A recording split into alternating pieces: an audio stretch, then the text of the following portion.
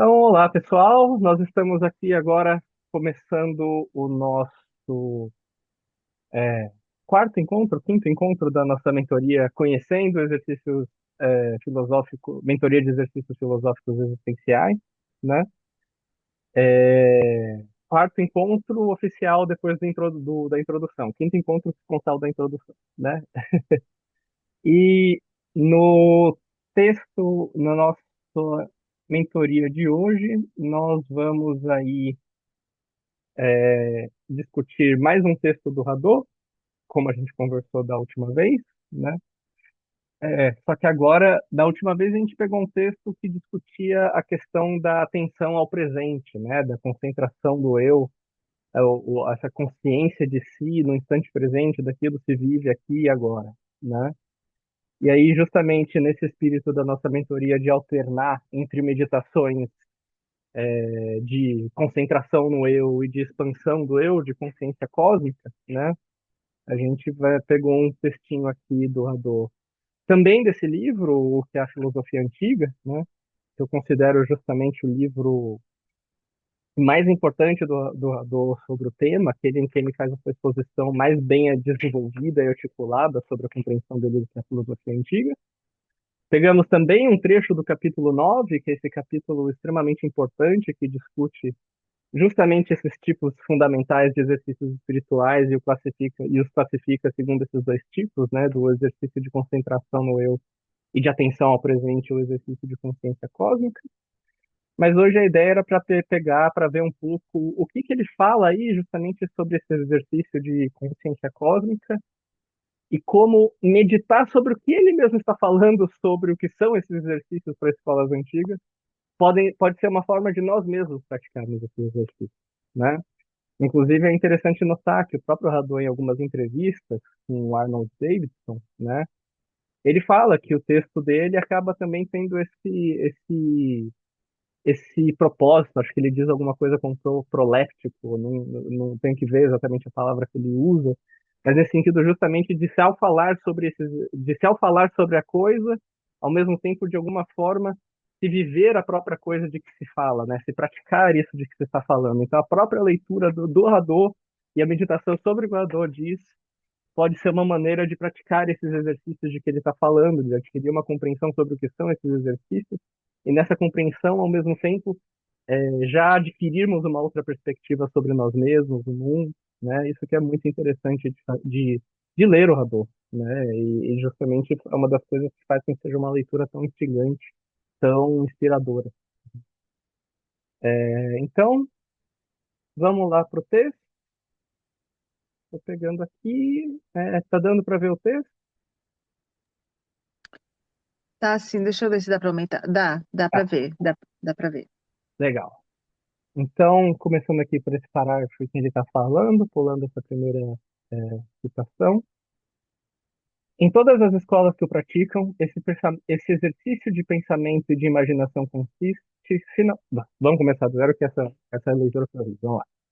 Em todas as escolas que o praticam, ou seja, praticam esse exercício de consciência cósmica, né, esse exercício de pensamento e de imaginação consiste, finalmente, para o filósofo, em tomar consciência de seu ser no todo como ponto minúsculo de frágil duração, mas capaz de dilatar-se no campo imenso do espaço infinito, e de colher em uma única intuição a totalidade da realidade. O eu há de experimentar, assim, um duplo sentimento, o da pequenez ao ver sua individualidade corporal perdida no infinito do espaço e do tempo, e o de sua grandeza, ao experimentar seu poder de abraçar a totalidade das coisas. Pode-se dizer que se trata aí de um exercício de desligamento, de distanciamento, destinado a nos ensinar a ver as coisas com imparcialidade e objetividade. É o que os modernos denominarão o ponto de vista de si. Renan escreverá em 1880. Quando se põe no ponto de vista do sistema solar, nossas revoluções mal têm a amplitude de movimentos do átomo. Do ponto de vista de Sírio, ainda menos. Inútil dizer. Bom, aqui essa passagem que ele está falando, inútil dizer que essa visão racional universal tem a ver com pretensas trance do xamã. Só para contextualizar, ele faz uma espécie de pré-história dos exercícios espirituais, de onde eles teriam surgido, e ele critica a comparação desses primeiros filósofos gregos como Sócrates aos xamãs. É uma comparação que seria feita por alguns autores, né? Eu acho a crítica dele a essa comparação muito problemática, justamente porque ele supõe que o tipo de experiência mística, ou nem esse termo seria muito apropriado aqui da perspectiva dele, né? Mas digamos assim, o tipo de transe em que o xamã busca se colocar não tem a ver com os propósitos do exercício espiritual, mas cumpre uma espécie de função social, né? Acho muito problemática essa leitura, muito enviesada já por um olhar eurocêntrico sobre essas culturas, que quer despojá-las da sua racionalidade, da sua profundidade espiritual, né? Mas, enfim, esse é só um parênteses para não deixar passar, né? Até coloquei esse comentário aqui, será que não? Justamente porque eu acho esse um comentário bastante problemático. Aí, continuando aqui. O olhar do alto. Das alturas às quais se eleva pelo pensamento, do alto o filósofo lança um olhar à terra e os homens e os julga por seu justo valor. Como diz um texto de filosofia chinesa, isso é muito interessante, isso mostra que o próprio Hadot associa essa perspectiva da filosofia como modo de vida também a tradições não ocidentais. Ele vê as coisas à luz do céu. A visão da totalidade do ser e do tempo, da qual fala a República de Platão, conduz a que se despreze a morte. E no Teeteto, para o filósofo que percorre toda a vastidão do real, todos os negócios humanos são mesquinharias e nada. Ele considera bem pequenas as posses dos homens. Ele que está habituado a abraçar com um olhar a terra inteira. Esse tema é reencontrado no famoso Sonho de Cipião, no qual Cícero narra como Cipião Emiliano viu aparecer em seu sonho seu avô Cipião, o africano. Transportado então para a Via Láctea, de onde contempla todo o universo, ele vê do alto da terra que lhe parece como um ponto, de modo que tem vergonha das pequenas dimensões do Império Romano. Seu avô o faz observar a existência de vastas extensões desérticas, para fazê-lo sentir como um minúsculo espaço no qual pode estender-se o renome ao qual se atribui tanto valor. Sob a influência de uma fonte neopitagórica, Ovídio, no fim das Metamorfoses, põe essas palavras na boca de Pitágoras. Quero encontrar meu caminho entre os astros supremos. Quero abandonar a terra, moradia inerte. Quero me fazer levar pelas nuvens. Do alto eu veria os homens errando ao acaso e tremendo, por falta de razão, ante a ideia da morte. Os epicuristas e os estoicos recomendam também essa atitude. Veja, né, interessante, justamente mostrar como é um ponto comum entre escolas que, do ponto de vista do discurso filosófico, são tão diametralmente opostas entre si, né? Os estoicos com a ênfase do ponto de vista da filosofia moral na virtude e os epicuristas com a ênfase no conceito de prazer, né? Mas a atitude, o tipo de forma de ser no dia a dia recomendado por ambos acaba de muitas maneiras se aproximando, né? Sobretudo nessa ideia desse olhar, não, quer dizer, não sobretudo, mas particularmente também nessa ideia do olhar sobre o alto, embora a gente tenha visto que isso também se aplica à ideia de atenção ao presente, né? Então, são duas posturas, duas formas de ser que tanto epicuristas quanto estoicos recomendam, né? Do alto das regiões serenas, Lucrécio volta seu olhar para os homens e os vê errar por um lado e outro e procurar ao acaso o caminho da vida. Para Sêneca, a alma do filósofo, transportada para o meio dos astros, lança do alto do céu um olhar à terra, que lhe parece um ponto. As guerras por fronteiras que os homens fazem entre si parecem ridículas, e as tropas que invadem os territórios são apenas formigas que combatem num espaço estreito. É isso que pensa o cínico Menico na brilhante narração de Luciano intitulada Icaromenipo, quando, tendo chegado à Lua, vê os homens brigar estupidamente pelos limites de um país e os ricos orgulhar-se de suas terras que, diz ele, não são maiores que um átomo de Epicuro. Ele também, ao ver do alto os homens, compara-os a formigas. Em outra obra, intitulada Caronte, o barqueiro dos nós, Caronte olha de uma altura vertiginosa a vida dos homens sobre a terra e a loucura de suas ações, e as examina pensando que logo os homens morrerão. Precisamente, não é indiferente que esse observador seja o barqueiro dos mortos. Olhar do alto é olhar as coisas na perspectiva da morte. Nos dois casos, olham-se as coisas com afastamento, distância, recuo, objetividade, tais quais são em si mesmas, repondo-as na imensidão do universo, na totalidade da natureza. sem lhes acrescentar os falsos valores que emprestam a elas nossas paixões e as convenções humanas. O olhar a partir do alto muda nosso juízo de valor sobre as coisas. O luxo, o poder, a guerra, as fronteiras, os cuidados da vida cotidiana tornam-se ridículos. Vê-se a tomada de consciência de si, quer seja no movimento de concentração em si ou no movimento de expansão para o todo, requer sempre o exercício da morte, que é, de alguma maneira, desde Platão, a essência da filosofia. Bom, esse era o trecho que eu queria trazer aqui hoje, né? Agora discutir um pouco mais ali por que eu acho ele tão interessante aí para a gente pensar a questão da consciência cósmica, né? Eu acho que este parágrafo inicial aqui sobre a consciência cósmica, ele é muito legal porque ele mostra precisamente o quanto essa perspectiva pode ser compreendida de um ponto de vista amplo, que não tenha que estar atrelado a nenhum discurso filosófico de uma escola específica, né? Como se só se pudesse falar dessa experiência da consciência cósmica no interior de uma determinada escola, ou como se só uma espécie de escola buscasse essa perspectiva, mas não outras, né? Eu acho que aqui o Ardou consegue falar desse exercício e da experiência que se busca com ele, num nível de generalidade que não faz com que se perca a especificidade da experiência que se está tentando descrever aqui, né? Pelo contrário, ele consegue apontar para o que define essa experiência de fato, para além das particularidades às quais ela pode estar vinculada no interior de determinadas escolas, nas maneiras em que determinadas escolas pensam os seus caminhos filosóficos para chegar a essa ordem de experiência, né?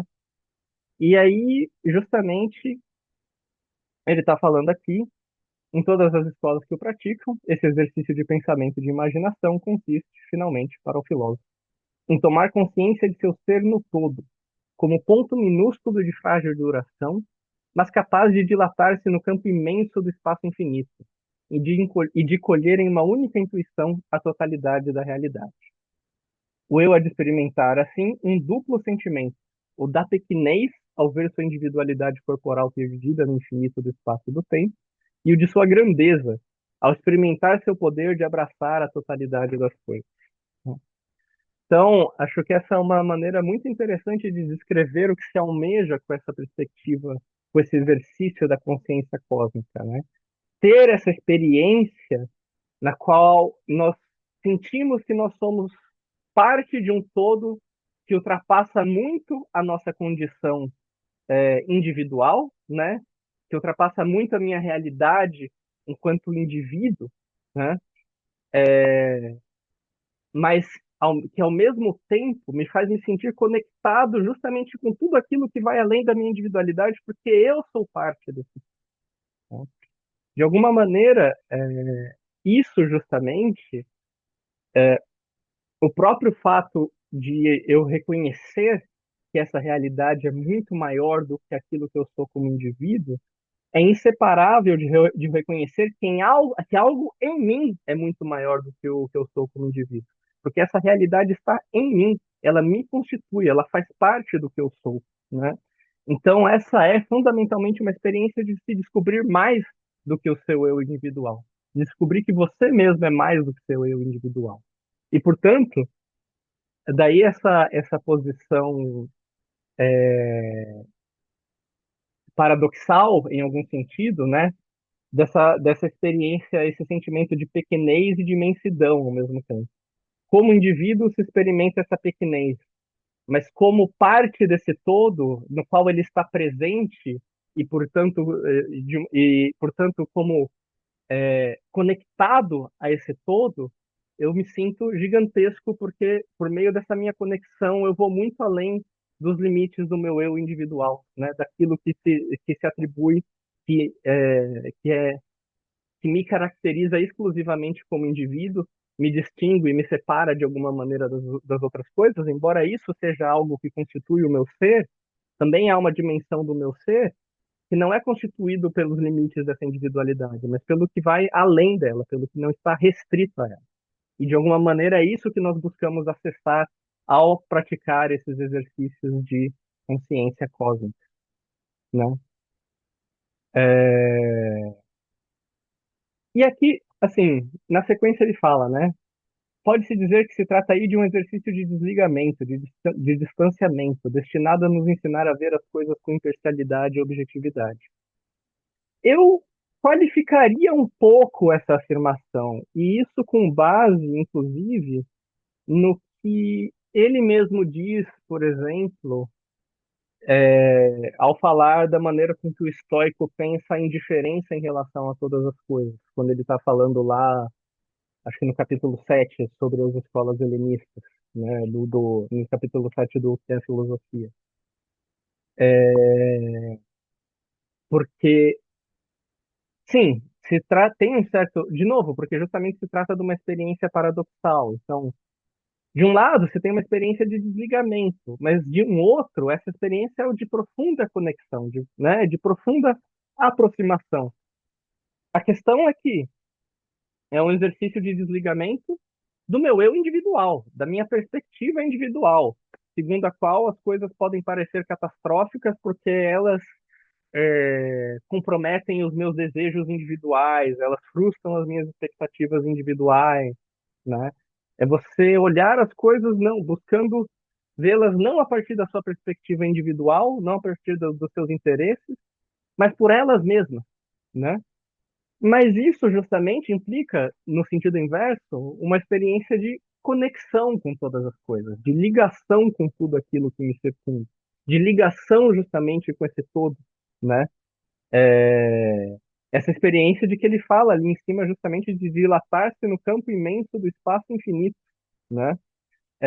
E ao experimentar seu poder de abraçar a totalidade das coisas, justamente aqui, em relação à totalidade, não é um desligamento, mas pelo contrário, é um abraçar, é um envolver-se, é um vincular-se ao todo, é um vincular-se a todas as coisas na medida em que se reconhece como estando fundamentalmente conectadas a elas, se reconhece é, que elas fazem parte, que esse todo, que eu faço parte desse todo e, portanto, todas as coisas de alguma maneira também são parte do que eu sou, né? Estão ligadas fundamentalmente ao meu ser, o constituem de alguma forma. E precisamente nessa medida fazem com que eu seja algo mais do que o meu eu individual, né? E possa, portanto, nisso me aproximar das outras coisas e não ficar limitado apenas ao que me diz respeito enquanto indivíduo, né?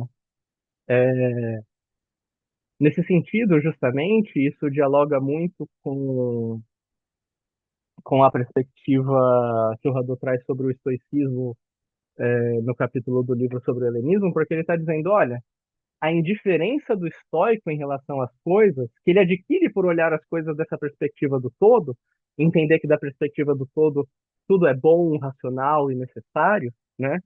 E, portanto, ele não se afeta porque as coisas acontecem de uma determinada maneira, porque ele não nutre mais expectativas individuais, segundo sua perspectiva individual, de como deveriam ser as coisas ou não. Mas simplesmente aceita as coisas tais como elas são, né? E isso, em um certo sentido, é uma indiferença no sentido de você não ser afetado, né? De não fazer diferença para você que acontece uma coisa ou outra. Você mantém a mesma postura diante de todas elas. Mas essa postura, como o Hadot nota muito bem, no caso do estoicismo, é uma postura de amor. Se ama igualmente todas as coisas, porque se reconhece todas as coisas como sendo boas, racionais e necessárias. Então, diferentemente dessa imagem estereotipada que nós temos da figura do estoico, que até se inseriu no nosso vocabulário cotidiano, quando a gente fala que alguém é estoico, né? De ser uma pessoa rigorosa, ascética, que resiste bravamente, mas de maneira, né, austera, às adversidades da vida. A gente teria aqui uma imagem, na verdade, de um estoico enquanto alguém que ama igualmente todas as coisas, experimenta diante de todas as coisas que acontecem uma espécie de amor em relação ao mundo, às coisas, porque tudo vem dessa providência que é o próprio Logos, o próprio organismo do qual todos nós fazemos parte. né? Tudo isso para dizer que, de uma forma ou de outra, é claro, a gente poderia discutir se em certos casos essa indiferença para determinadas escolas ela está vinculada a uma espécie de conexão ou não com as coisas, ou de desconexão com as coisas, né? Inclusive, nesse contexto, o Adô, ele contrapõe a indiferença estoica à indiferença cética, né? Que seria de justamente não atribuir valor às coisas como sendo boas ou más em si mesmas, enquanto o estoico justamente considera que, em última instância, todas as coisas são boas, né? Mas de uma forma ou de outra, sobretudo no nosso contexto contemporâneo, né? Eu acho que é muito importante pensar o quanto essa perspectiva de se colocar no olhar do todo, e nesse sentido, ao olhar as coisas a partir dessa perspectiva maior do que a sua, você alcançar um certo nível de tranquilidade, de indiferença, isso não implica, ao mesmo tempo, uma certa ideia de desconexão, de isolamento, né? De que então, para que eu não me deixe afetar pelas coisas, eu vou então me isolar delas, me separar delas. Eu não vou me relacionar com nada nem ninguém. Todas essas coisas não vão interessar para mim, para que assim, de alguma forma, eu não sofra com elas e eu possa ser independente nesse sentido, né? Antes, antes me parece que o que tá em jogo aqui é justamente um, uma ideia de que eu só cons- e talvez esse seja a maior provocação, né? Acho que tem todo um raciocínio que precisa ser desfeito e refeito para que isso possa fazer sentido na nossa cabeça também, né? Que a gente associa essa liberdade, você alcançar uma liberdade, uma realização como indivíduo, você ser um indivíduo livre, a você ser independente no sentido de você não contar, você poder contar cada vez menos com as suas relações com os outros, com outras pessoas, depender cada vez menos de outras pessoas ou de outras coisas, você ser capaz de se sustentar por si próprio, né? Você ser justamente independente significa não depender dos outros dessa perspectiva, né? É, e como se isso que fosse te trazer tranquilidade de alguma forma, né? Mas me parece que o que essa perspectiva coloca é que a pior forma de dependência é você depender apenas de si mesmo, né? Porque você faz parte de uma realidade muito maior do que você mesmo, e supor que você deva ser capaz, deva levar uma vida desconectado de toda essa realidade que você faz parte, no fundo, na verdade, te torna extremamente dependente da sua condição como indivíduo, né? Portanto, te torna extremamente suscetível de se frustrar quando as suas expectativas individuais não são satisfeitas, quando você não consegue realizar os seus desejos individuais, quando as coisas não se conformam à sua visão de mundo particular que você tem como indivíduo, né? Talvez nesse sentido, desse para até falar que não há condição de dependência maior do que o do indivíduo completamente isolado, né? Do indivíduo que se aferra à sua individualidade, né?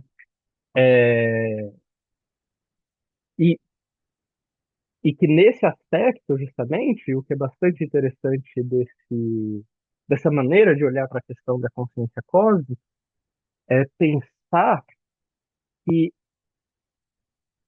a independência aqui está mais associado não ao não ter relações com os outros, não ao não se conectar com os outros, mas ao não depender que essas relações tenham que ser de uma forma ou de outra que satisfaça as suas expectativas individuais, né?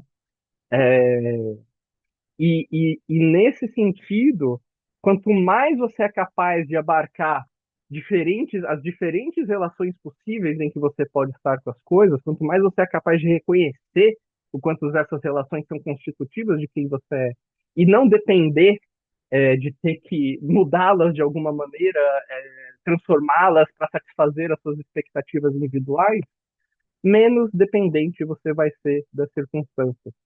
Menos você vai ter depender justamente que as coisas têm que ser de uma maneira específica e que você tem que estar em uma relação específica com elas para que você possa ser feliz, que você possa desfrutar de paz de espírito, né?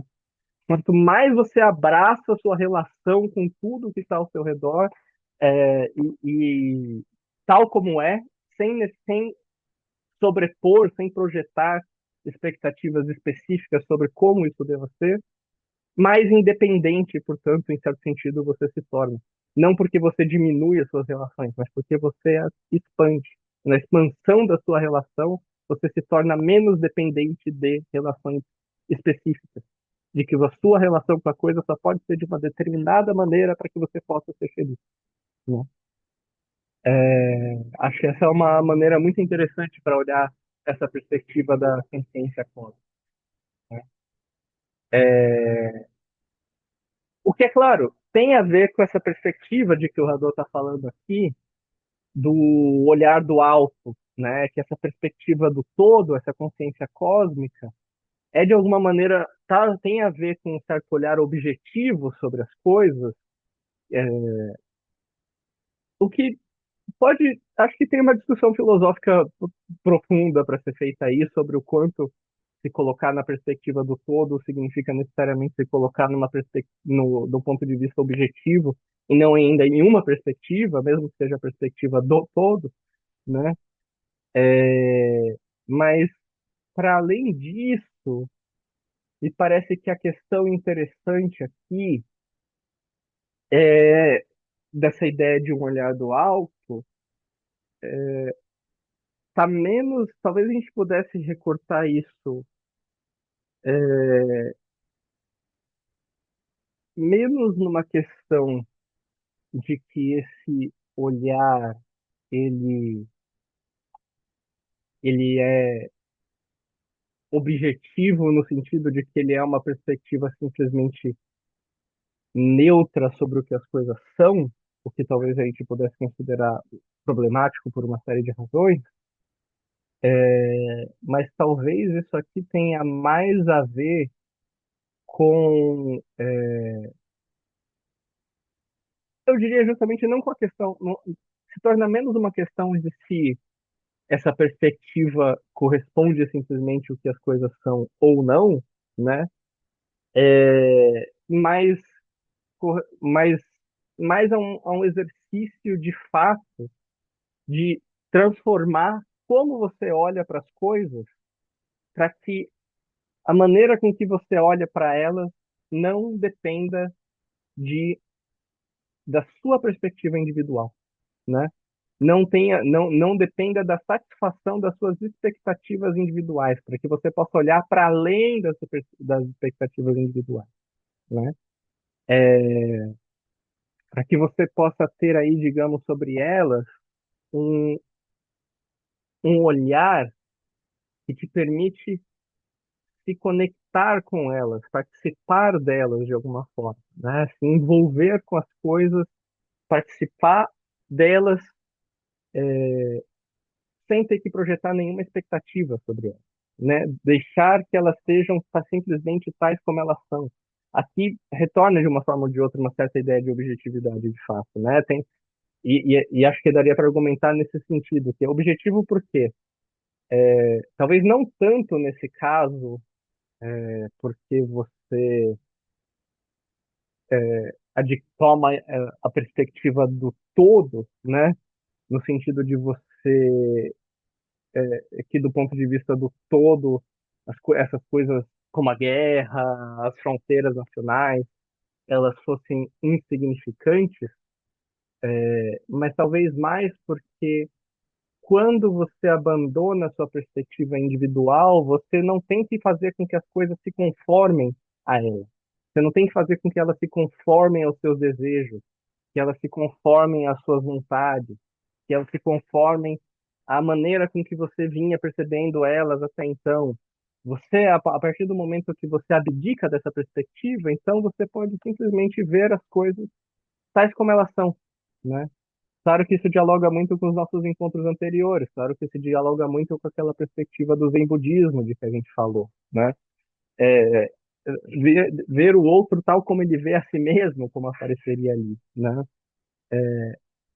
Eu acho que justamente talvez o elemento mais interessante aqui dessa ideia do olhar do alto tenha mais a ver, não tem, o mais importante aqui seja não tanto você se colocar numa perspectiva particular, que supostamente seria essa perspectiva do todo, a partir do qual você pode ver todas as coisas, mas é você se desprender do seu olhar individual, né? E uma vez que você se desprende do olhar individual, é isso que te permite ver as coisas de um ponto de vista do todo, é simplesmente porque você passa a vê-las tais como elas são, né?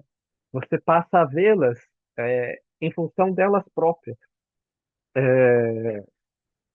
E isso justamente faz com que, talvez até desse para falar um pouco nesse sentido, né? Me parece que a questão não é tanto que você não é o movimento de negar o seu olhar individual sobre as coisas, digamos assim, é de buscar ir além dele, que te permite então simplesmente ver as coisas tais como elas são, tais como elas aparecem, e nisso ganhar um olhar, digamos assim, objetivo, no sentido de que é um olhar que te permite ver as coisas do ponto de vista de uma realidade maior, né? Que permite ver essa realidade, acho que esse é o ponto, justamente, ver essa realidade para além dos limites de uma visão individualista dela e que seja moldada pelos seus desejos, suas vontades, e por isso mesmo acessar uma realidade maior, mais complexa, dotada de mais relações, em que as coisas são definidas por um conjunto de relações que extrapolem muito o que a nossa perspectiva individual, as nossas vontades individuais gostariam que elas sejam, né? A partir do momento que a gente faz esse movimento, a gente acessa uma realidade maior. A partir do momento que a gente busca olhar para as coisas não como a gente gostaria que elas fossem, mas simplesmente como elas estão ali, de fato, né? Isso faz com que a gente veja as coisas de fato do ponto de vista de uma realidade maior, que aqui a questão justamente é como essa realidade maior está sendo tratada como o todo, né? Porque aqui justamente essa ideia de que a realidade maior de que se trata é, é essa realidade não a partir da nossa perspectiva individual, mas a partir do que as coisas são nas suas conexões umas com as outras, e o que elas são, portanto, nesse conjunto que elas formam, né? E que a gente possa vê-las diretamente em função do que elas são nesse conjunto, né? E, portanto, numa dimensão que é maior do que o que é a minha maneira de vê-las moldadas simplesmente pelos meus desejos, minhas expectativas em relação a elas, né? E para concluir, eu acho que ele faz aqui uma observação fundamental, porque justamente quando ele fala em relação ao Caronte, ele está falando aqui precisamente, não é indiferente que esse observador seja o barqueiro dos mortos. Olhar do alto é olhar as coisas na perspectiva da morte.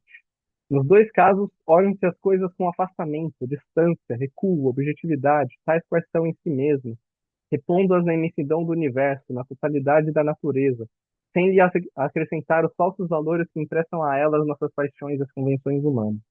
O olhar a partir do alto muda nosso juízo de valor sobre as coisas. O luxo, o poder, a guerra, as fronteiras, os cuidados da vida cotidiana tornam-se ridículos. Aí ele conclui justamente: vê-se a tomada de consciência de si, quer seja no movimento de concentração em si ou no movimento de expansão para o todo, requer sempre o exercício da morte, que é, de alguma maneira, desde Platão, a essência da filosofia, né? Eu acho muito importante essa passagem central, porque ele está propondo que o ponto de conexão entre essas duas modalidades de exercício, né, entre a concentração em si, buscando atenção ao presente, e a expansão do eu, visando a produzir essa consciência cósmica, né? O ponto de conexão entre ambas é o exercício da morte, a meditação sobre a morte, como as mais diversas escolas filosóficas propuseram, né? O que faz muito sentido se a gente pensa que a meditação da morte, sobre a morte, por um lado, ela nos faz reconhecer a urgência, a importância de se viver no instante presente. E do outro lado é a própria experiência da morte que nos torna diante, que nos coloca diante do reconhecimento de que nós não somos nada por nós mesmos, nós somos parte de uma realidade maior do que nós próprios, e por isso mesmo nós morreremos, porque nós somos apenas uma existência efêmera, uma configuração efêmera de uma realidade que é muito maior do que aquilo que nós somos como indivíduos, né? E do qual nosso indivíduo é apenas uma parte ínfima, momentânea, uma configuração momentânea de algo muito maior do que essa configuração, né? Então, a experiência da morte é tanto que surge em nós ou melhor, a meditação sobre a morte, ela tanto torna claro para nós a necessidade de atentarmos ao instante presente, quanto tanto quanto também torna claro para nós o nosso pertencimento a uma realidade maior do que nós mesmos. O fato de que nós morremos implica que justamente há algo além de nós próprios e traz para nós essa consciência, né? É por isso mesmo, de uma forma ou de outra, é interessante aproveitar esse texto, essa meditação também para lembrar o quanto talvez um dos nossos grandes problemas é, hoje, contemporaneamente, mas é claro, nos mais diversos períodos históricos também, né? Afinal, a gente está falando aqui de filósofos antigos que estavam falando como um dos grandes problemas dos seres humanos é que eles ficam se afligindo com pensamentos da morte e buscando fugir de pensar na morte ao mesmo tempo a todo custo, não sabem lidar com o próprio fato de que vão morrer, né? Mas particularmente hoje a gente pode ver uma busca desenfreada de evitar pensar sobre a morte a todo custo, né? E buscar adiá-la a todo custo, não importa a que preço, não importa que vida que nós levemos nessa prolongação da nossa existência, né? Seja ligados a máquinas e praticamente inertes, sem poder de fato desfrutar de nenhuma maneira do fato de estarmos vivos ali, né? E eu acho que algo que é muito interessante e muito importante de entrar em contato com essas tradições filosóficas e espirituais é ver como, na verdade, só o reconhecimento radical do fato da nossa morte, né? Ele não produz, não deve produzir, pelo menos, uma experiência de desespero, uma experiência de desamparo, né? Mas sim, pelo contrário, deve despertar uma experiência de tranquilidade, de serenidade, uma vez que a gente seja capaz de adotar essa perspectiva de compreendermos que nós não somos o centro do universo, nem mesmo nas nossas próprias vidas. Enquanto nós nos colocamos como centro do universo nas nossas próprias vidas, isso só gera sofrimento, né? Isso, em última instância, só leva a gente a não poder lidar com o fato que é inevitável, que é constitutivo de quem nós somos, que é a morte, e que chega a nós mais cedo ou mais tarde, né? Dizer que a filosofia é um exercício para a morte, como Platão fala aí, né? Isso não precisa implicar uma visão da filosofia, dessa prática de exercícios, como se fosse uma coisa mórbida, uma coisa soturna, porque justamente a morbidez vem dessa suposição de que a morte é algo terrível, porque nós vamos deixar de existir, enquanto o que está em jogo aqui, talvez essa perspectiva de entender que, de admitir que o mais importante para nós enquanto estamos vivos, talvez não seja a gente buscar preservar a nossa individualidade a todo custo, mas a gente se usar do fato de que existimos para experimentarmos justamente o fato de sermos parte de uma realidade maior, né? E isso que seja o mais gratificante, o mais pleno que nós possamos alcançar enquanto indivíduos, enquanto seres humanos, né? enquanto seres que de alguma maneira são conscientes e podem tomar consciência do seu pertencimento a essa realidade. É, bom, mas então, como um primeiro comentário ao texto é isso, eu acho que a gente pode conversar um pouquinho agora. O que você achou do texto, Aline? Então, gostei muito. Eu estava esperando esse texto, né? Conforme a gente conversou no encontro anterior, né? Porque ele dialoga, faz parte do que a gente conversou anteriormente. É, quando você diz numa parte, quando você diz, não, quando você lê uma parte do texto e aí você comenta que a gente saindo da nossa visão individual e olhando de longe, né? Olhando Aham. do todo, a gente poderia ter uma visão. Você usou um termo que eu estou tentando lembrar, mas que seria uma visão mais, não sei se Objetivo? é objetiva, isso é, Aham, né? aham. Então. Mas é difícil, né, Lucas? Porque eu sempre procuro fazer esse exercício de tomar um certo distanciamento, de tentar olhar a coisa de uma maneira maior mesmo. Já faz tempo que eu tento fazer isso. Uhum. E nem sempre é fácil, nem sempre a Sim, gente sim. consegue, entendeu? Uhum. É, eu acho que, de novo, né? Com certeza, na prática, isso é algo muito difícil de se fazer, até porque, de uma forma ou de outra, nós continuamos sendo indivíduos e as nossas, Então, é muitas isso que eu vezes, as pensei. Eu nossas. continuo com as minhas visões e É, julgamentos e tudo mais. sim. Mas por isso também que eu quis enfatizar que, da minha perspectiva, embora, é claro, aí eu também esteja adotando uma certa posição própria, um pouco, um tanto própria em relação às coisas de que o texto está falando aqui, né? Eu acho que essa ideia de um olhar do alto, ela, ela, na verdade, talvez, talvez, digamos assim, do ponto de vista de um caminho prático, eu acho que ela tem, acho que tem menos a ver com você buscar olhar as coisas do todo e mais a ver com você ir se desfazendo tanto quanto possível das suas expectativas que as coisas sejam de uma determinada forma, sabe? É, e aí me parece que, na verdade, é muito mais consequência de você se desfazer dessas expectativas, que você consiga olhar as coisas de uma perspectiva mais ampla, do que você olhar as coisas de uma perspectiva mais ampla que te desfaça essas expectativas. Sim. Eu acho que, na verdade, de uma forma ou de outra, ao longo aí da história da filosofia, e como o próprio Hadot está falando aqui, né, creio que dê para falar que, em alguma medida, tem os dois caminhos. E que, de fato, isso é uma aparece aqui. É um exemplo muito curioso, porque ele, quando está falando do olhar do alto aqui, ele está falando até desse olhar astronômico, né? De olhar para a Uhum. Terra, ver a insignificância da Terra. E tem um textinho famoso do Carl Sagan, que se coloca bem dessa perspectiva, né? Deixa eu ver se eu consigo. Aqui você continua a ver o texto, né? Sim. Tá. Deixa eu só ver se eu acho esse texto do Carl Sagan. Acho que Carl Sagan, Earth White Dot. Que ele está comentando uma foto que uma sonda tirou do planeta Terra, mas assim, de Pale Blue Dot, né? É, que ele, que ele está comentando essa foto que foi tirada do planeta Terra de uma distância literalmente astronômica, né? Em que ele aparece apenas como um pálido ponto azul.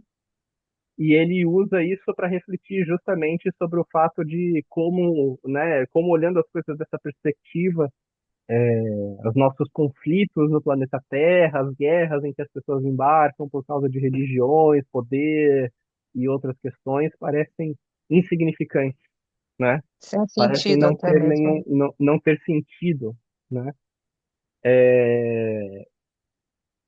E isso me parece talvez seja mais nesse caminho de partir de uma perspectiva ampla para você se afetar menos com a sua expectativa em relação às coisas, né?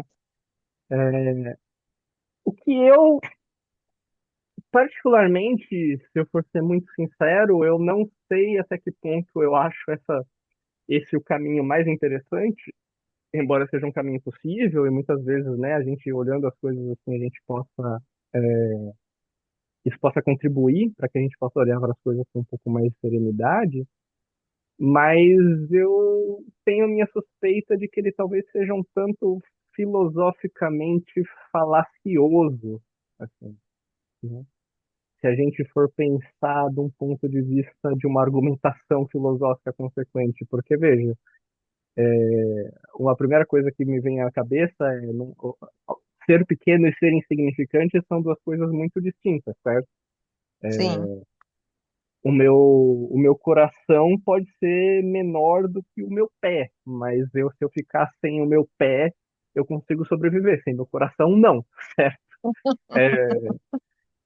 Então, assim, associar tamanho dessa perspectiva espacial necessariamente à relevância é uma coisa um tanto, de um ponto de vista, digamos assim, mais lógico, não me parece se sustentar muito. A gente pode usar como uma espécie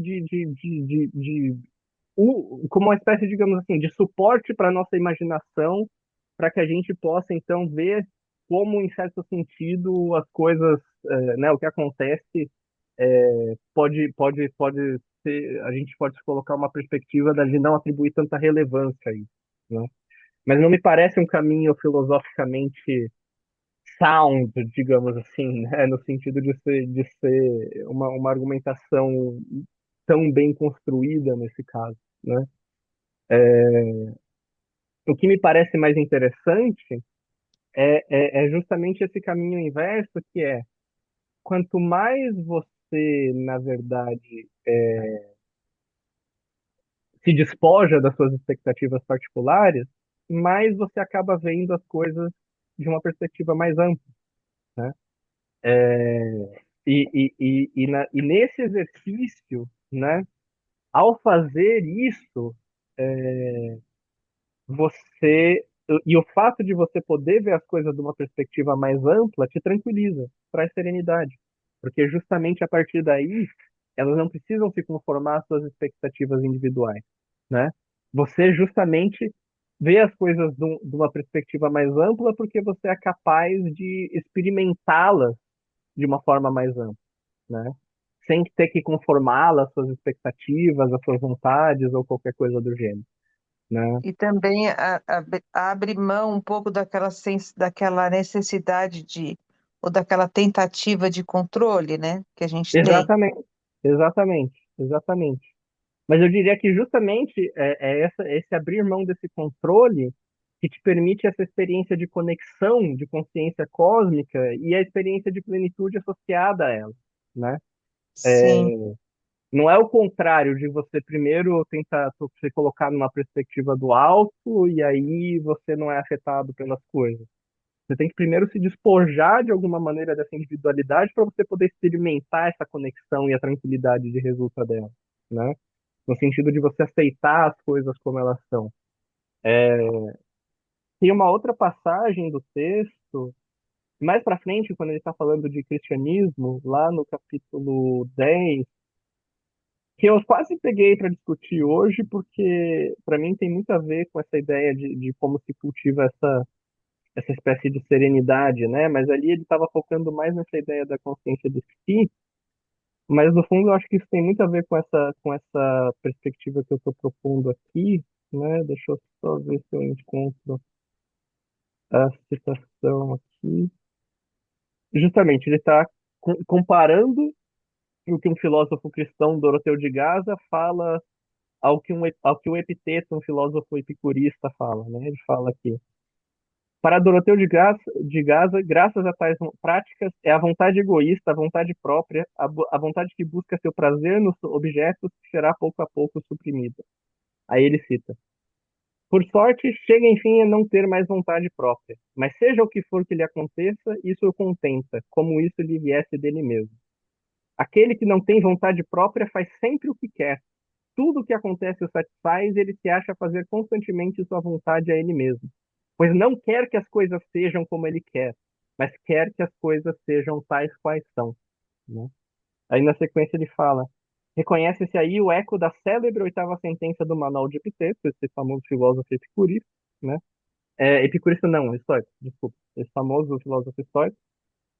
Não deseja o que acontece como tu, não deseja que o que acontece aconteça como tu queres, mas queiras que o que acontece aconteça como aconteça e serás feliz, né?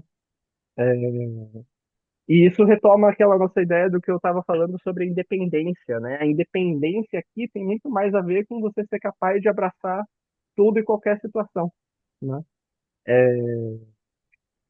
O que, de novo, e acho que aí entra aquela questão, né? Abraçar toda e qualquer situação não quer dizer falar yuppie e ficar saltitando com tudo que acontece, né? Mas ser capaz de aceitar as coisas, né? É ter essa experiência de tranquilidade, de aceitar a partir do momento que você aceita que as coisas não têm que se conformar às suas expectativas, né? Que é o que a gente estava falando, né? Não, agora não tá legal, tudo bem também. Eu Sim, acho eu não ficar feliz e tudo bem sim, também ter sim, acontecido uma coisa que não é bacana, entendeu? sim, Fazer sim, o quê, né? Não é bem tudo bem, entende? Mas eu vou aceitar o que eu tô sentindo sim. e e pronto. E ao mesmo tempo, porque veja, e acho que também em algum nível é importante trazer essa discussão, né? Digamos assim, do que seria um plano de uma cognição e de uma metacognição, que é aquilo que eu falei para você antes, né? Cognição do ponto de vista do que a gente está conhecendo, percebendo, sentido ali, uma metacognição, a que conclusões a gente chega quando a gente reflete sobre aquilo mesmo que a gente está sentindo, conhecendo, percebendo, né? E que é aquela história das duas flechas, não sei se você lembra, né, da cognição. Lembro. É, e aí, porque essa é a questão. Uma coisa é se tem um plano em que você não consegue não se perturbar pela coisa que acontece, porque você ainda tem uma certa expectativa individual que você simplesmente não desfez e aquilo vai te afetar, não tem muito o que você fazer a esse respeito.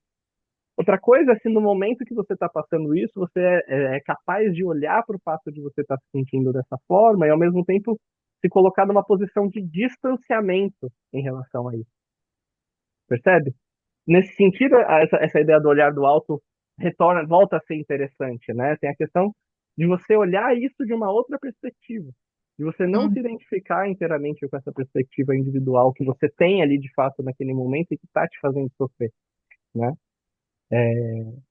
E quanto mais você não se identifica, aprende a não se identificar com essa perspectiva que deriva de certas expectativas, mais essas próprias expectativas vão se reconfigurando, né?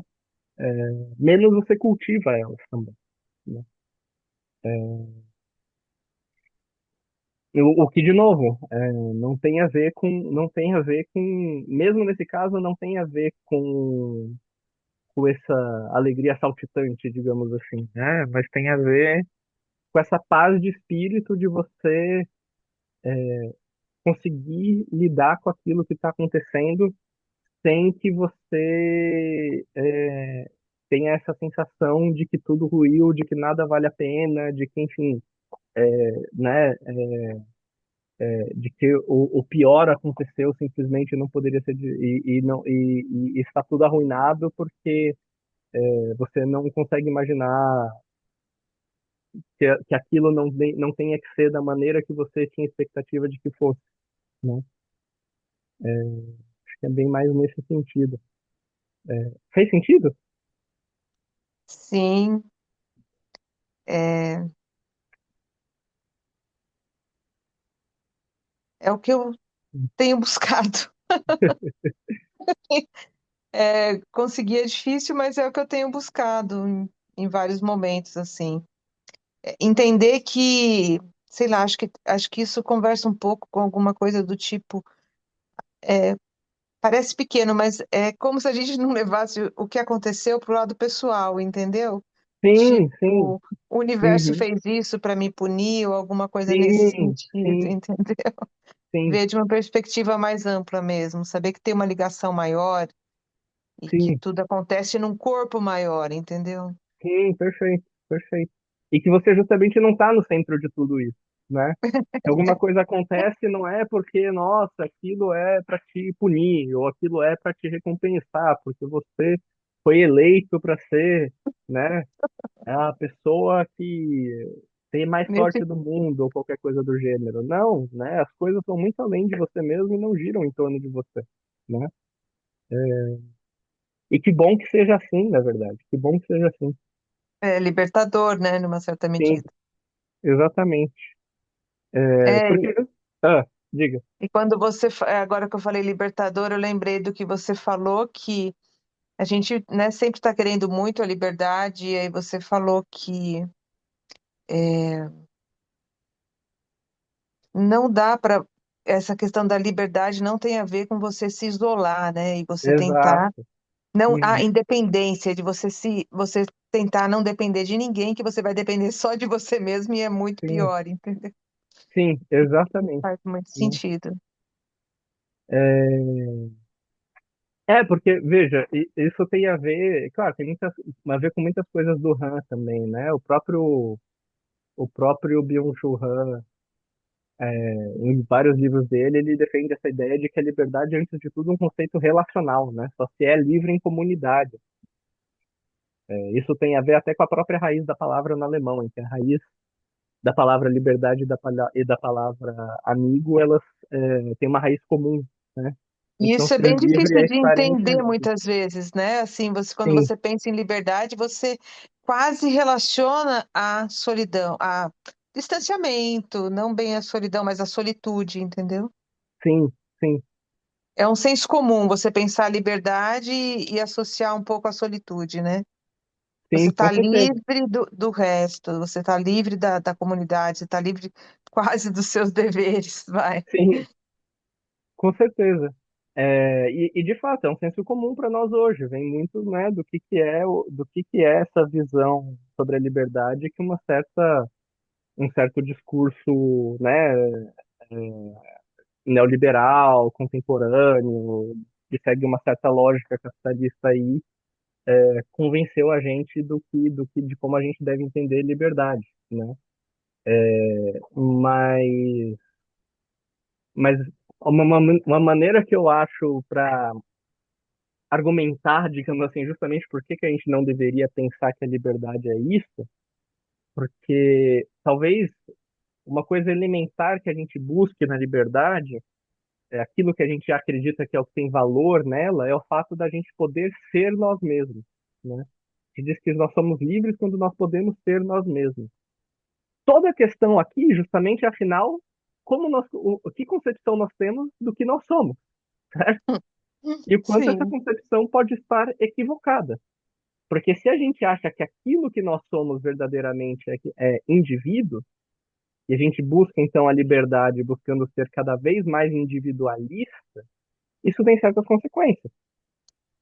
Só que a questão, justamente, é que dessa perspectiva que a gente está falando aqui, que é a perspectiva desses filósofos antigos, essa perspectiva da filosofia como modo de vida enquanto ela se propõe a cultivar a consciência cósmica, né?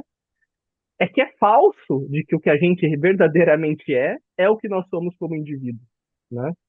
Ou pelo menos só o que nós somos como indivíduo. Nós somos muito mais do que o que a gente é como indivíduo. A gente nunca pode ser verdadeiramente nós mesmos se nós nos limitarmos intencionalmente apenas à dimensão individual da nossa existência. Não tem como sentir plenitude nisso porque nós não estamos tendo efetivamente tudo que nós somos. Nós não estamos experimentando tudo que constitui o nosso ser, né? Sim, Faz sentido? que é o que a gente conversou em algum dos nossos outros encontros também, né? Aham. Que eu só consigo ser em relação com o outro também, né? Sim, sim, sim. Veja, dá para falar isso de maneiras triviais, né? Eu falar assim, no sentido, coisas banais, mas justamente que dá para extrapolar um pouco em relação a isso, né? Bom, eu sou o Lucas, e enquanto indivíduo, eu sou um indivíduo específico, nenhum outro indivíduo é igual a mim, né? Só que tem muitas coisas que eu sou que eu não sou sozinho. Eu sou ser humano, eu sou brasileiro, eu sou latino-americano, né? Eu me identifico como homem, assim por diante. eu faço parte de uma determinada comunidade, né, numa determinada cidade. Tem muitas coisas que são constitutivas do meu ser e que não pertencem apenas a mim, e que não são limitadas àquilo que faz de mim indivíduo, né? Indivíduo pensando em termos do que me faz, do que me, do que me caracteriza de modo exclusivo e não em conjunção com o outro, né?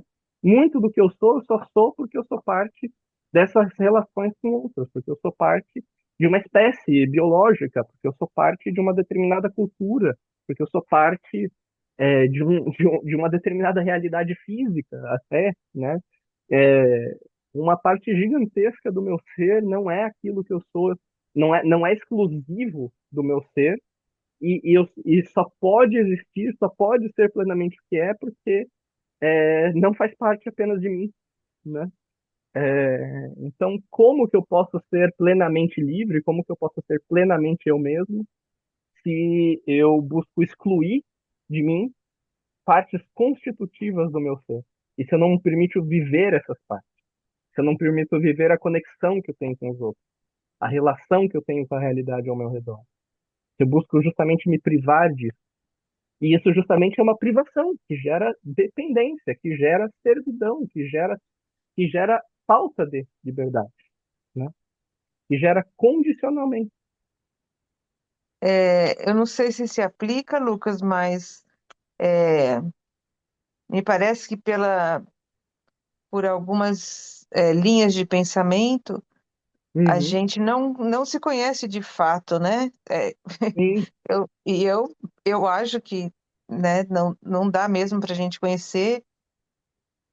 Muitas das nossas motivações, às vezes, vêm de coisas que é difícil da gente ter total controle ou sim, conhecimento sim. mesmo. E, e isso, muitas vezes, eu me vejo numa atitude que eu tenho com o outro, no, entende? Então, o outro Uhum. acaba, me ajudando a me reconhecer, né? Então, Perfeito, sem o outro perfeito, fica muito difícil, né? perfeito. Né? É interessante você trazer essa perspectiva, que eu acho que você está pensando aí de um ponto de vista da psicologia, da É, psicanálise, muitas vezes, né? Justamente. Esse também é um dos olhares que a gente pode incluir aqui nessa perspectiva, né? De que nenhum indivíduo se constitui, inclusive como indivíduo, na sua compreensão de si próprio como indivíduo, sozinho, né? Ele é. molda a visão que ele tem de si mesmo como indivíduo por meio da sua relação com os outros, né? Ele mesmo, enquanto indivíduo, não pode existir sem essa relação com o outro, né? Sem a mediação dessa relação, do olhar do outro, das expectativas do outro, do desejo do outro, e assim por diante, né? Com certeza. Mas e aí, como que a gente pode colocar, então, nessa conversa, aqueles que se isolaram para conseguir uma certa iluminação, Lucas? Então, essa é uma discussão interessante, mas assim, eu diria que nesse caso, isolar é um termo relativo, assim, mas por algo que eu vou tentar explicar também, né? Mas de uma forma ou de outra é importante notar. Por mais que você tenha, né, muitas vezes essa ideia, por exemplo, nesse contexto de tradições espirituais asiáticas, como chinesa, indiana, mas também cristã, muitas vezes assim por diante, uma certa ideia de um isolamento, de um retiro, de um se retrair do mundo, né, do que é da ordem do mundano, do dia a dia, para poder alcançar essa ordem de plenitude, isso não é uma isso, isso não é uma experiência de isolamento absoluto. Isso, na verdade, muitas vezes, pelo contrário, muitas vezes, eu diria, via de regra, implica a constituição de uma outra comunidade. Uma comunidade que vive de forma diferente daquilo que se vive habitualmente no interior de um determinado, de uma determinada sociedade, de uma determinada cultura ali, assim por diante. Mas não é o indivíduo viver sozinho consigo mesmo, sem se relacionar com os outros, aí ele constitui uma outra comunidade juntamente com pessoas que compartilham aquele ideal, de alguma forma, né? Eu diria que na maior parte dos casos se trata muito mais disso, né? Mas a segunda questão que eu colocaria aí, e que reforça essa ideia de que isolamento é relativo nesse caso, é que justamente do que a gente está se isolando, né? Eu acho que é isso que é interessante pensar às vezes, porque veja, e eu não estou dizendo que nesse sentido, então, seja o caso das pessoas, seja o caso de pensar, então, essa ideia de uma consciência cósmica como uma vida afastado necessariamente das pessoas e assim por diante, não se trata disso. Mas percebe que muitas vezes os momentos mais propícios para a gente conseguir ter uma experiência de conexão com a natureza, uma experiência de pertencimento a uma realidade maior, muitas vezes isso se dá em momentos de solidão, né? Sim. E o que pode parecer paradoxal aqui, mas não é se a gente está pensando que nesses momentos que a gente tem a oportunidade de se desprender das perspectivas individuais, tanto minhas quanto dos outros, né? Se eu tô, às vezes, quando eu tô, não, não necessariamente, é importante ressaltar isso, mas muitas vezes, quando eu estou nessa interação com outras pessoas, para sustentar essa interação, eu tenho que me colocar nessa perspectiva individual, eu tenho que ficar me preocupando com a perspectiva individual das outras pessoas, com as expectativas, com os desejos delas e assim por diante. Então, aí, na verdade, em certo sentido, eu estou mais isolado aí do que quando eu estou sozinho. Sabe aquele clichê de que a gente hoje vive, né, mais conectado do que nunca e ao mesmo tempo mais isolado do que a gente jamais esteve, Hum, né? uhum. Mais conexão de fato, mais conexão Virtual. literal, em certo sentido, não implica mais sentimento de pertencimento a uma realidade maior. Sobretudo quando essa conexão é algo que nos estimula cada vez mais nos colocarmos numa perspectiva individual, né?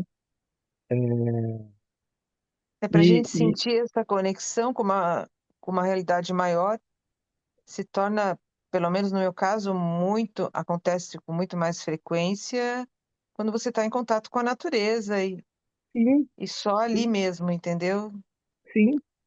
E veja, justamente, será que isso é isolamento mesmo?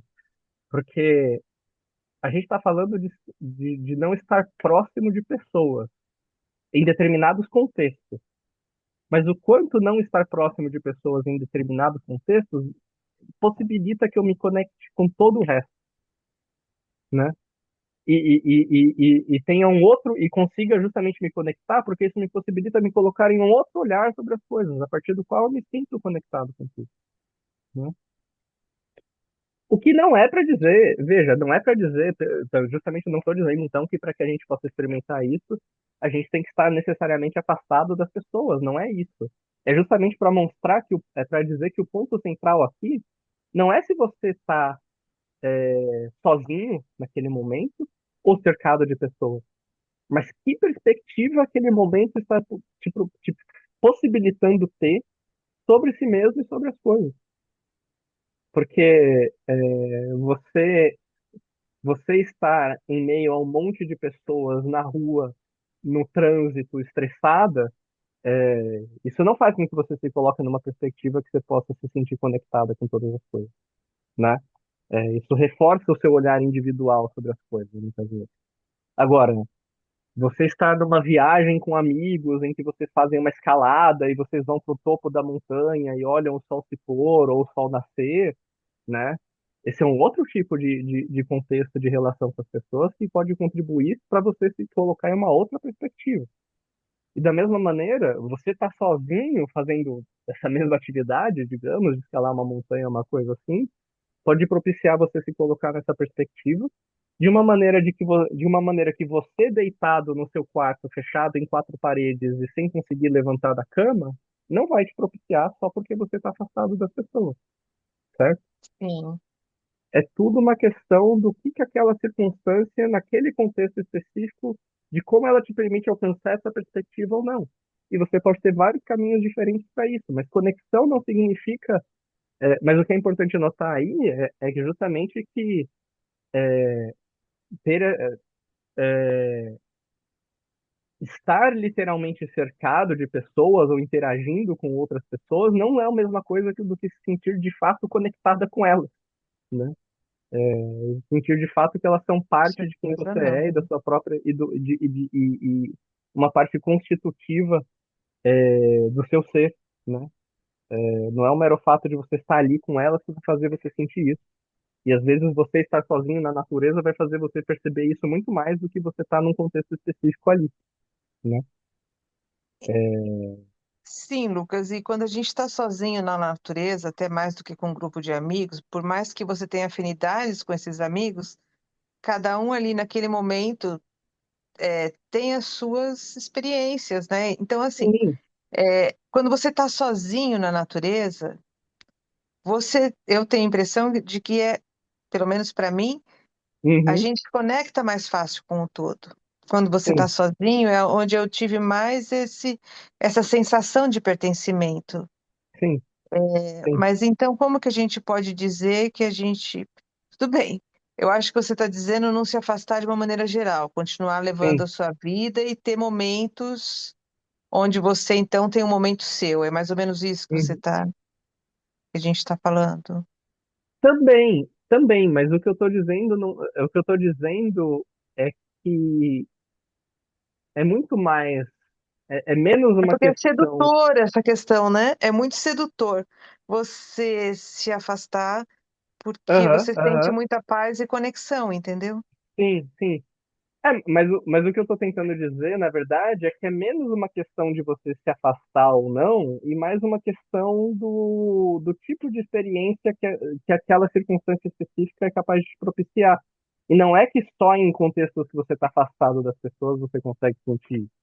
Eu diria, mesmo que as pessoas tenham diferentes experiências, né, necessariamente, que ao mesmo tempo elas podem compartilhar essa experiência desse sentimento que elas estão tendo ali de um, né, quase de uma admiração pela natureza e de sentir como elas estão participando de algo maior. Nesses contextos é possível, sim, você compartilhar Sim, dessa experiência, digamos assim, né? E eu diria mais, eu diria que em diferentes culturas, diferentes culturas têm, inclusive, suas próprias tradições em que elas cultivam essa experiência coletiva de os consciência rituais, cósmica, né? né? É, exatamente, né? Pense, por exemplo, também em tradições indígenas, em tradições né, ameríndias aí, onde há certos contextos, certas práticas espirituais que são feitas em coletivo, né? E eu acho e eu acho que, portanto, a questão aí é mais pensar o que é preciso mudar nas circunstâncias para que você consiga experimentar isso em diferentes contextos, e não apenas em contextos específicos, sabe? E embora seja bom justamente ter contextos específicos em que a gente tenha mais facilidade para fazer isso, e aí, por exemplo, indo para a natureza e assim por diante, mas é justamente essa questão. Se você só consegue nesse contexto, você também se torna refém dele. Você também se torna dependente dele, né? Você se torna condicionado a ter que estar num determinado lugar, de uma determinada forma, para você poder alcançar essa experiência.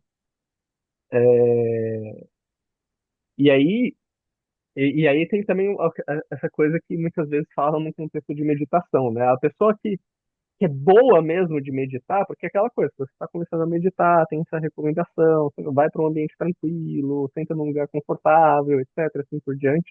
Mas a pessoa que é boa mesmo de meditar, ela consegue pegar, sentar ali no meio de uma avenida movimentada e meditar, certo? Ela, Sim. ela treinou para que ela não dependesse dessas circunstâncias específicas para conseguir alcançar esse espaço, né?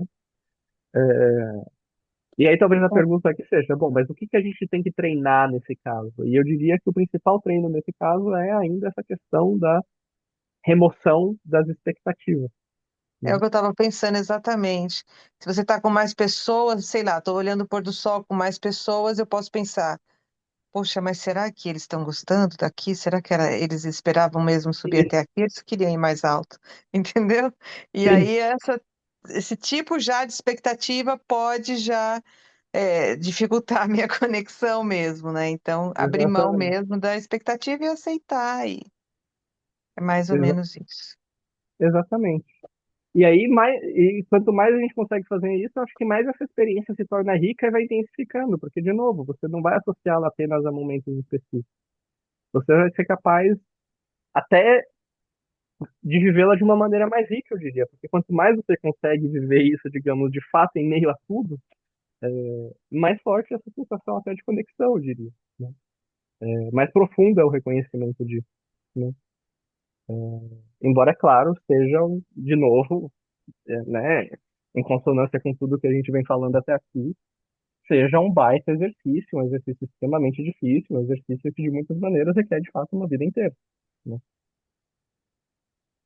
Mas que Pelo vale a menos, pena, né? Que vale a mas pena que vale a encarar. pena, mas que vale a pena, porque isso nos remete àquela a discussão que a gente teve na semana passada, né? Porque por mais por ínfimo que seja o momento em que você consegue se aproximar dessa experiência, o quanto que ele traz para a gente do ponto de vista da realização, da nossa realização, do nosso sentimento de plenitude ou da sensação de termos experimentado a felicidade de fato em comparação com outras coisas, né?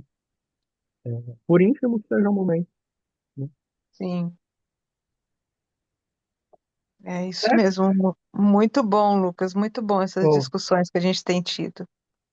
que bom, Aline. Fico muito feliz mesmo que você esteja gostando.